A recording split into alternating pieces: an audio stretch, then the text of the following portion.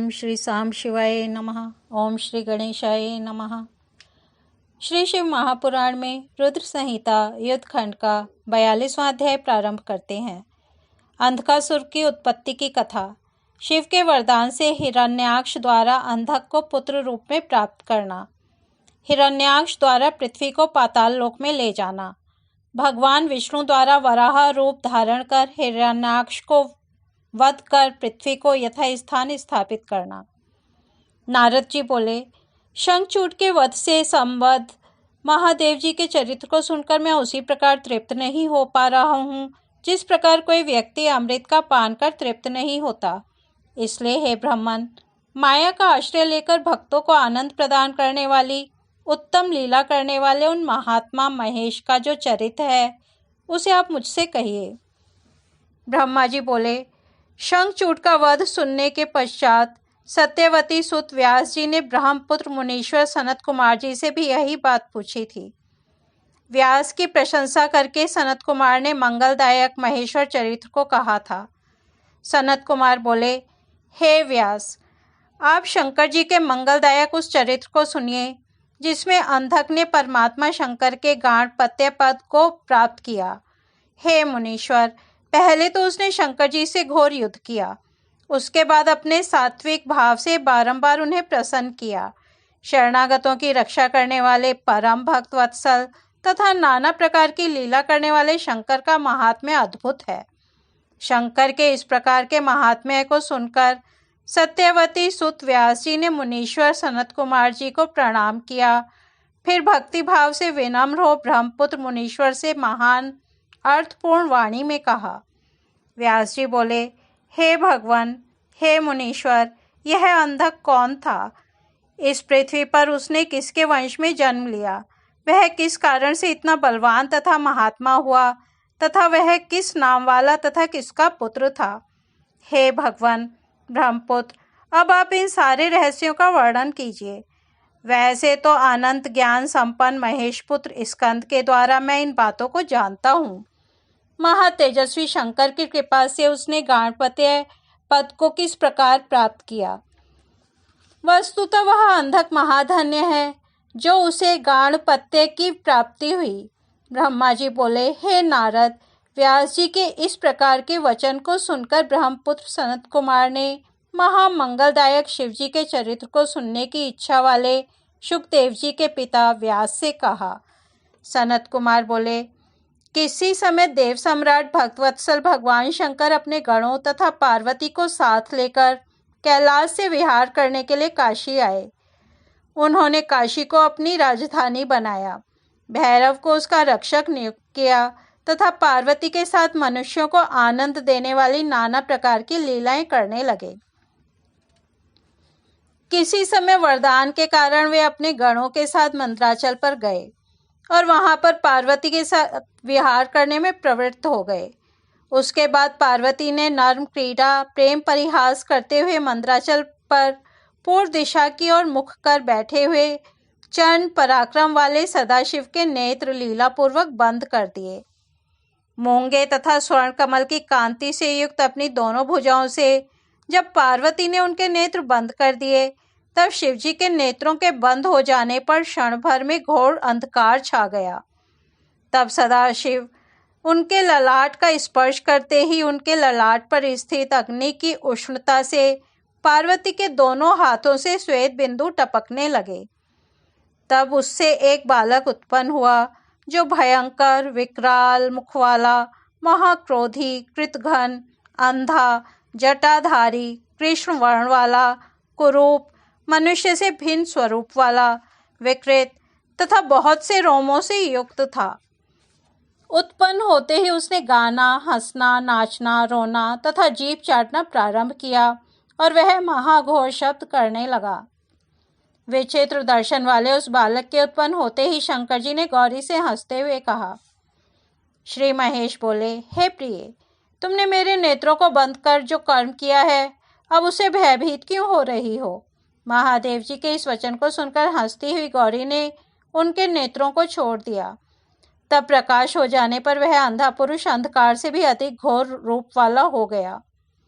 तब इस प्रकार के रूप वाले उस पुरुष को देखकर गौरी ने महेश्वर से पूछा। गौरी बोली, हे भगवान, हम दोनों के सामने यह घोर भयंकर तथा विकृताकार कौन उत्पन्न हो गया है?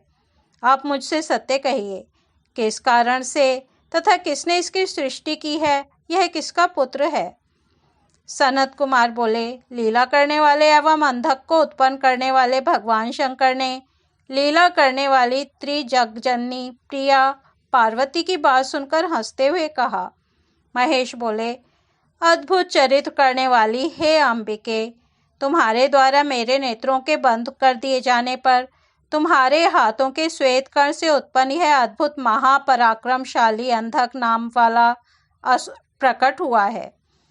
तुम ही इसकी जन्मदात्री हो, अतः हे आर्य, तुम ही दया पूर्वक अपनी सखियों के साथ गणों से इसकी रक्षा करो और बुद्धि से विचार कर इसके विषय में जो करना चाहती हो उसे करो। सनत कुमार बोले, तदनंतर अपने पति के इस वचन को सुनकर गौरी अपनी सखियों के साथ दया भाव से अनेक प्रकार के उपायों से अपने पुत्र की रक्षा करने लगी। एक बार शिशिर काल उपस्थित होने पर अपने बड़े भाई की संतति वृद्धि को देखकर अपनी स्त्री से प्रेरित होकर पुत्र की कामना वाला हिरण्याक्ष तपस्या करने के लिए वहां पहुंचा। वह कश्यप पुत्र असुर वन का आश्रय लेकर क्रोध आदि दोषों को जीतकर पुत्र प्राप्ति के निमित्त काष्ठ के समान स्थिर होकर शंकर जी के दर्शन हेतु तप करने लगा। हे द्विजेंद्र, तब उसकी तपस्या से पूर्ण रूप से प्रसन्न होकर शंकर जी वर देने के लिए गए। उस स्थान पर आकर वे वृषध्वज महेश उस दैत्य शेष से बोले। महेश बोले, हे दैत्यराज, तुम अपनी इंद्रियों को कष्ट मत दो। तुम किस निमित्त यह व्रत कर रहे हो? तुम अपने मनोरथ को कहो, मैं शंकर तुम्हें वर दूंगा। तुम जो चाहते हो वह सब मैं दूंगा। सनत कुमार बोले, शिवजी का यह सरस वचन सुनकर वह दैत्य हिरण्याक्ष अत्यंत प्रसन्न हो गया और हाथ जोड़कर सिर झुकाकर एवं नमस्कार करके विविध स्तुति पूर्वक शंकर जी से कहने लगा। हिरण्याक्ष बोला, हे चंद्रमौले, मुझे दैत्यवंश के योग्य एवं अति पराक्रमी कोई पुत्र नहीं है। उसी के लिए मैं यह तपस्या में प्रवृत्त हुआ हूँ। अतः हे देवेश, आप मुझे महाबलवान पुत्र प्रदान कीजिए। क्योंकि मेरे भाई को प्रहलाद आदि 5 महाबलवान पुत्र हैं, मुझे पुत्र नहीं है। मैं वंशहीन हो गया हूँ। अतः मेरे इस राज्य का भोग कौन करेगा? जो अपने बाहुबल से दूसरे के राज्य को अपने अधिकार में करके उसका भोग करता है अथवा पिता के राज्य का उपभोग करता है, वही इस लोक में तथा परलोक में पुत्र कहा जाता है और उसी पुत्र से पिता भी पुत्रवान होता है। वरिष्ठ धर्मज्ञ ऋषियों ने पुत्रवानों की ही ऊर्ध्व गति कही है, इसलिए सभी प्राणी उसी के लिए कामना करते हैं। अन्यथा मरने के पश्चात वह तेज पशुओं में चला जाता है, अर्थात व्यर्थ हो जाता है। पुत्रहीन को उत्तम लोक नहीं प्राप्त होता है, इसलिए लोग उसके लिए इच्छा रखते हैं और देवताओं के चरण कमल की आराधना कर उनसे एक पुत्र की भी याचना करते हैं। सनत कुमार बोले, तब कृपालु शंकर दैत्यराज के उस वचन को सुनकर प्रसन्न हो गए और उससे बोले, हे दैत्यराज, यद्यपि तुम्हारे वीर्य से पुत्र उत्पन्न नहीं होगा, फिर भी मैं तुम्हें पुत्र प्रदान करता हूँ। तुम अंधक नामक मेरे पुत्र का वरण कर लो, जो तुम्हारे ही समान बलवान और अजेय है। तुम सब दुखों को त्याग कर उसी को अपना पुत्र मान लो। इस प्रकार कहकर प्रसन्न होकर पार्वती सहित त्रिपुरारी उग्र रूप महात्मा शंकर ने उस हिरण्याक्ष को पुत्र प्रदान कर दिया। इसके बाद वह महात्मा दैत्य शंकर से पुत्र प्राप्त कर यथाक्रम उनकी प्रदक्षिणा कर तथा अनेक स्तोत्रों से रुद्र की स्तुति कर प्रसन्न होकर अपने राज्य को चला गया। तदनंतर प्रचंड पराक्रमी वह दैत्य सदाशिव से पुत्र प्राप्त कर संपूर्ण देवताओं को जीतकर इस पृथ्वी को अपने देश पाताल में लेकर चला गया।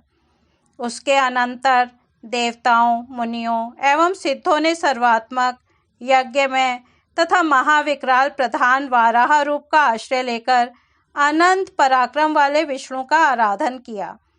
तब अपनी नासिका के विविध प्रहारों से पृथ्वी को विदीर्ण कर पाताल में प्रविष्ट हो तुंड के द्वारा तथा अखंडित दाढ़ों के अग्रभाग से सैकड़ों दैत्यों को चूर्ण करके वज्र के समान कठोर पाद प्रहारों से निशाचरों की सेना को मतकर करोड़ों सूर्य के समान जाज्वल्यमान अपने सुदर्शन से अद्भुत तथा प्रचंड तेज वाले विष्णु ने हिरण्याक्ष के तेजस्वी सिर को काट दिया और दैत्यों को जला भी दिया।